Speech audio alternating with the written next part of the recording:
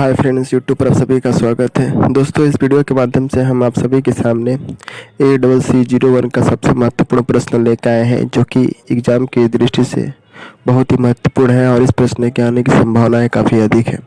तो प्रश्न बन के आता है कि साल पूर्व बच्चों के केंद्र के लिए अनुसूची क्या है। ओके, तो कहने का मतलब यह है कि बच्चे जो है केंद्र में कितने घंटे रहते हैं।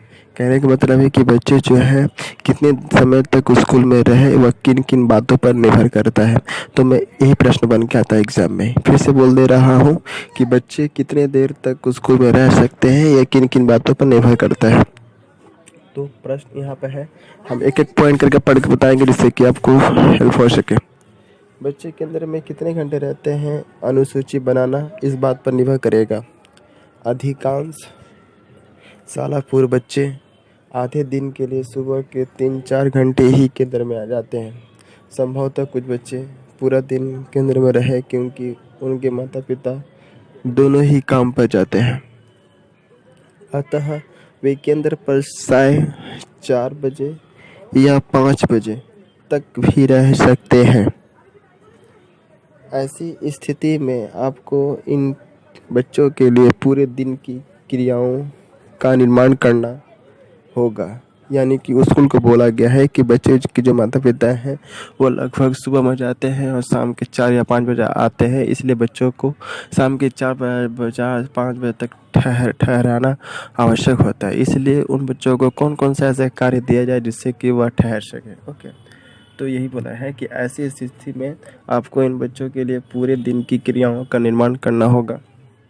इस अवधि में क्रियाएं आयोजित करने संबंधी कुछ तरीके आप बता सकते हैं। यहाँ बोला गया है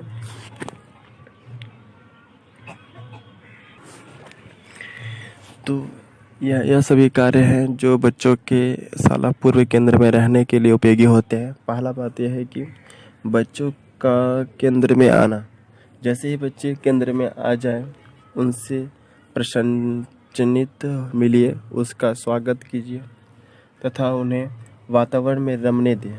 वे चाहे जिस किसी भी आयु वर्ग के हो, केंद्र में उनके पहुँचते ही उनका स्वागत करना चाहिए, उन्हें दुलारना चाहिए, उन्हें तनाव रहित करना चाहिए और प्रसन्नता देना चाहिए उनको। तो ये सभी आपका प्रथम कर्तव्य होना चाहिए। कहने का मतलब ये है कि जब भी बच्चे केंद्र में आए तो सबसे पहले उन्हें हमें प्रसन्नता देना चाहिए, खुशी देना चाहिए, उनका स्वागत करना चाहिए, उनको उस वातावरण में रमने देना चाहिए, चाहे वह जिस आयु के हो, चाहे जिस क्लास के हो, चाहे वह किसी भी क्षेत्र से आए हों। तो यह जो है सबसे पहला कर्तव्य होना चाहिए। नेक्स्ट है, जो बच्चा आपसे कुछ बात करना चाहता हो, आप उस बच्चे के साथ कुछ समय अवश्य बिताएं।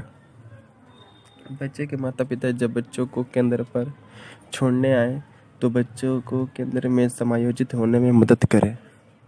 इन कुछ प्रारंभिक मिनट की अंतक्रिया पूरे दिन का माहौल निश्चित करती है।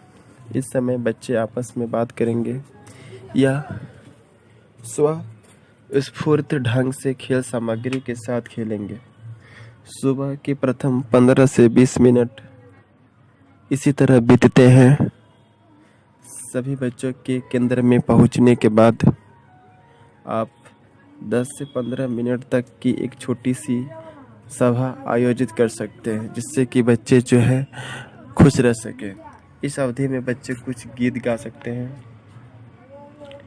तो ओके, ये रहा जो है बच्चों का केंद्र में आने से पहले किस किस प्रकार की क्रियाएं की जानी चाहिए जिससे कि उनका मन लगा रहे और वे ज़्यादा समय तक केंद्र में रह सके। तो ये प्रश्न बहुत ही इम्पोर्टेंट है, बहुत बार आ चुका है कि साल पूर्व बच्चों के केंद्र के लिए अनुसूची की किस प्रकार की तैयार होनी चाहिए और उनमें कौन कौन सी क्रियाएं होनी चाहिए जिससे कि बच्चे जो है अधिक समय तक रह सके। यह प्रश्न बहुत इम्पोर्टेंट है और बहुत बार आ चुका है।